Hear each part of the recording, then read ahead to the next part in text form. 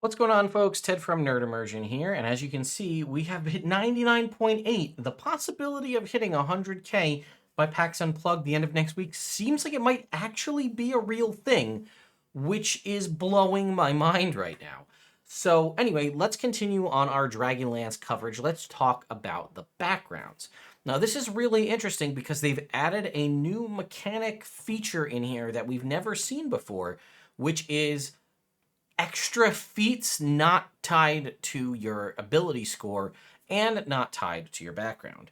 So I've talked about this before in the past, and it seems like Wizards of the Coast is changing their concept of background features. Things that if you were to look at any background in the player's handbook, for example, the Outlander's ability to gather food for like up to 5 people if there's food available, for example, right? That kind of a feature.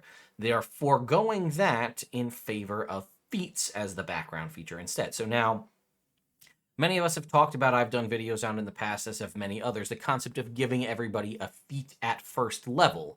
That has kind of transitioned away, or we're not really doing that anymore, because now it seems that in the current Genesis of 5th edition, and seemingly going forward with 1D&D, backgrounds will now grant you a feat. And there's actually some things in the Dragonlance stuff we're going to talk about. There's also 2 backgrounds, I should say, in here.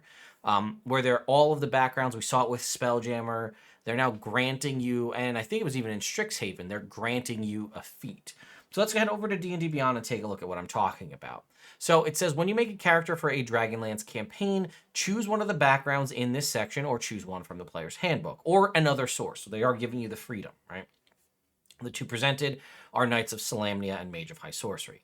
It says, whatever background you choose for a character in a Dragonlance campaign, you gain bonus feats as detailed below. Characters involved in the War of the Lance or other conflicts on Krynn are changed by the dramatic experiences they face. I like the little bit of flavor text that we're given here, but basically it says if you choose the Knight of Solamnia or the Mage of High Sorcery background, the 2 presented in this book, you get the feat associated with it as part of the background. However, if you were to choose a different background, one that is not either the Knight of Solamnia or the Mage of High Sorcery, you can choose one of the 2 following feats from the player's handbook and add it to your character sheet. Skilled and Tough. Those are the 2 options. Now, what it does present is interesting to me because, in theory, now there's a little bit of flavor text for the Knight of Solamnia and the Mage of High Sorcery, and we'll talk about it when we get to them. But it almost, if you're looking in a pure optimization, power creep, min-maxy situation, which there's nothing wrong with that, and I will continue to fight and die on that hill. If you want to min-max, there's nothing wrong with that. Might not be, every game and every table may not be for you, but that's nothing wrong with that. So anyway, you could choose one of the player's handbook backgrounds, and if you do so, you actually get the full background feature that was originally associated, which was like a feat light, right? It's not a traditional feat. It's like a little bit. It's not fully, and some of them are situationally useful, but you'd get that, and then you also get on top of that either skilled or tough. Notice that both of those feats that they list there are not ones that improve an ability score. So that seems to be the concept, is you can get a feat at first level, but they're specifically targeting ones that don't increase an ability score so that you're not kind of front loading the power level, as it were. And we see that with what they've shown in 1D&D as well. All of the first level feats give you something cool and unique and possibly allow you to shape your character in such a way and have them do cool things, but it also doesn't improve an ability score so that you don't get extra kind of ability score points out the gate. Okay, now here is the unique thing. 4th level bonus feat. At 4th level, you gain another bonus feat either from the first level list above, skilled or tough, or from the following list. And we can see all of the adepts of the various robes, and we're going to cover all of the feats in this book in a future video, as well as Alert from the player's handbook, Divinely Favored from this book, the 3 Knight feats from this book, and then we're presented with either Mobile, Sentinel, or Warcaster. So what's interesting is, in theory, you get this as a pure bonus feat at 4th level. Will we see this going forward with 1D&D, or is this just a function purely of Dragonlance? I'm thinking yes, that's the case. You are involved in the War of the Lance. It's an epic conflict. They go on to say that. It says you gain this bonus feat at 4th level regardless of your background, even if you have the Knight of Solamnia or Mage of High Sorcery background. You must meet any prerequisites listed by that feat. So in theory, were you to play either a custom lineage or a human, you will get a feat at 1st level from being a human or custom lineage. You will get a feat from your background, whether it be the Knight of Solamnia, Mage of High Sorcery, or either skilled or tough. And then at 4th level, you will get either an ability score improvement or a feat from your class on top of the bonus feat presented here at 4th level. So if you're doing the math at home, if you happen to be a human or someone that gets a bonus feat at 4th level, you will have potentially four feats, which is pretty interesting.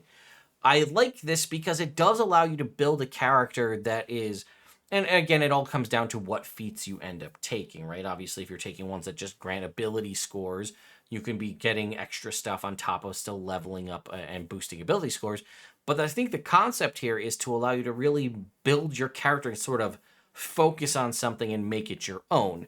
I think that's shown best by either the Knight of Solamnia or the Mage of High Sorcery, starting off with basically their intro feats, and then leveling up to either the Adept of the Black, Red, or White robes if you go the Mage route, or the Knight of Crown, Rose, or Sword if you go the Knight route.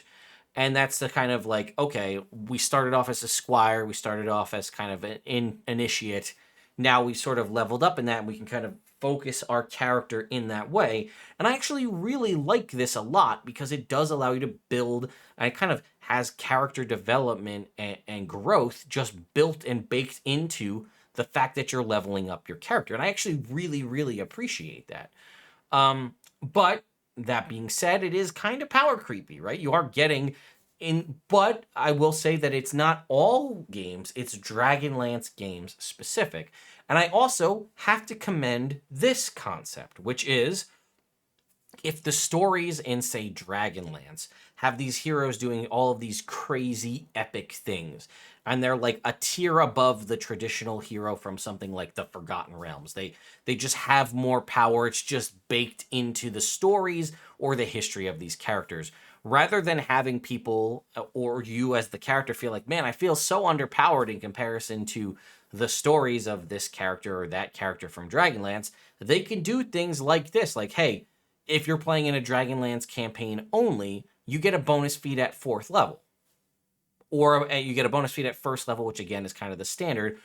And you also get a bonus feat at 4th level, allowing you to make these characters a little more powered to allow them to maybe hold their own a little more or throw more challenging enemies at them, right? If the base characters or base enemies you're going to be facing in a Dragonlance campaigns happen to be like, say, Draconians, and they're a little bit more powerful than, say, a Kobold, you power up your players to handle it. And that's kind of baked into it. And maybe I'm beating a dead horse here and talking too much about it, but I do think that I like this concept. And probably one of the most important things from this is what I always say, right?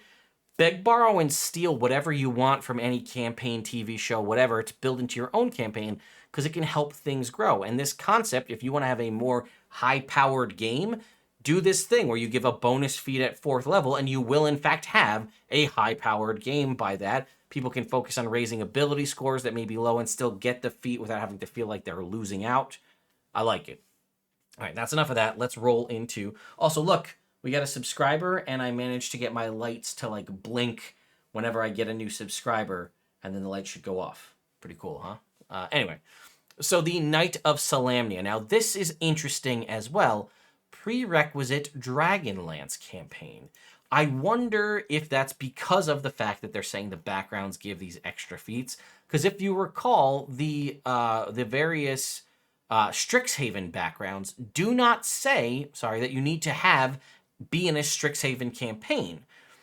Now, maybe that'll get fixed in a future errata. We don't know.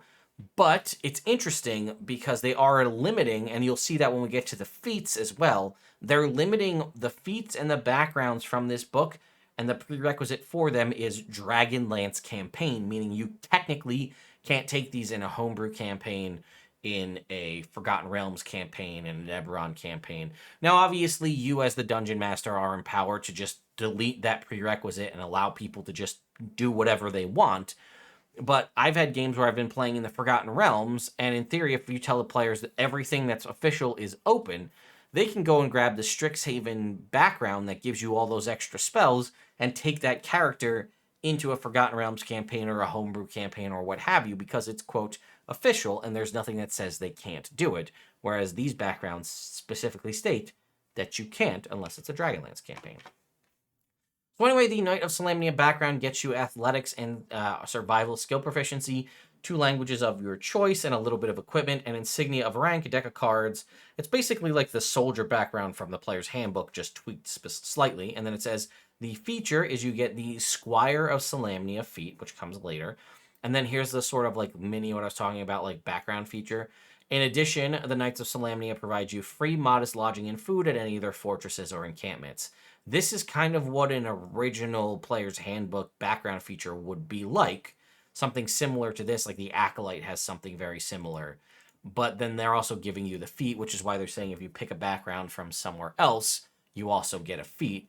It also, giving the feat kind of evens things out because, as I'm sure you will know, certain background features in the player's handbook are situationally useful at best, whereas other ones, again, I'll use Outlander as an example, is never not useful. The fact that you're able to, quote, as long as there's food available, find berries, nuts, or whatever to sustain your party in the wilds of like up to 6 people, that's like a permanently useful ability that you have just baked into a background. Whereas like staying at a temple of your god and for an acolyte, they'll give you like a discount. You know, there's big differences there. And it goes on to give us a little bit more about the Knight of Solamnia character. It says fighters and paladins are typically what they are, sometimes war domain clerics. It says for a more unusual take on the College of Solamnia, maybe go with a College of Valor Bard, which is nice to see them referencing books outside of just this one in the player's handbook. And it says, or possibly even Path of the Zealot from Xanathar's Guide, which is cool. And then they go on to give us a D6 trinkets for the Knight of Solamnia. Nothing too crazy, right? Pommel of your mentor's sword, a meaningful favor from someone you defended, a locket with a silver dragon inside. Cool stuff. I wish we had more, and I love it when they give us original ideals, backgrounds, bonds, and flaws, and then the trinkets is a nice little touch. But they also don't tell us, like, a lot of the times when they would give us new backgrounds, they would say, hey, you know, you look at the soldier from the player's handbook idea for background, for concepts for, you know, ideas, traits, bonds, and flaws. I wonder if they're moving away from the concept of those entirely because it's basically not even referenced anywhere in here. So I wonder if they're just going to ditch that concept entirely when we move to 1D&D. And then we have the Mage of High Sorcery background, again, prerequisite of a Dragonlance campaign. Arcana and History proficiencies, 2 languages, a bottle of colored ink, an ink pen, a set of common clothes, and a pouch containing 10 gold pieces. And then again, the background feature, right? Initiative High Sorcery feat presented later in this document. And then they'll provide you, Mages of High Sorcery will provide you with free, modest lodging and food indefinitely at any occupied tower of High Sorcery for one night at the for one night at the home of an organization member. And then they go on to say they're typically sorcerers, warlocks, or wizards. It's basically they don't even give you any. It says even members of martial classes who train in magic might find a rare place amongst them. And then we once again have the trinket table here of a D6, a purposeless device in colored stones that can fold into various enigmatic shapes, an unopened letter from your first teacher, etc. So there you go, folks. That is my quick kind of coverage talking. I say quick, it took me 15 minutes or so to cover the backgrounds from the Dragonlance Shadow of the Dragon Queen campaign. Again, what are your thoughts on this feat at 4th level bonus feat? Again, I think I'm okay. I'm very much on board with the first level one because that seems to be the concept of that's now what a background does. It gives you this feat. Whereas this 4th level one is just a flat out bonus thing. I'm curious what your thoughts are on this. Next time with our Dragonlance coverage, we'll be talking about the feats. There are several presented in this document, or in this book rather. We have again divinely favored, and then the wizardly sorcery ones, and then 3 of those, including the base one, and then 4. So I guess total of 4, and then 4 for the knights and the squire as well. So we'll be covering that. And then, like I said, after that, we'll probably jump up to the magic items and the other mundane equipment that's associated there, and then cover the monsters, and that'll kind of round out our Dragonlance coverage. That'll likely be more towards the end of the week, as I do still plan to do the top 10 magic items for the Rogue coming up here in just a little bit. And again, a couple other videos that I have in the tank that I've been working on for a while.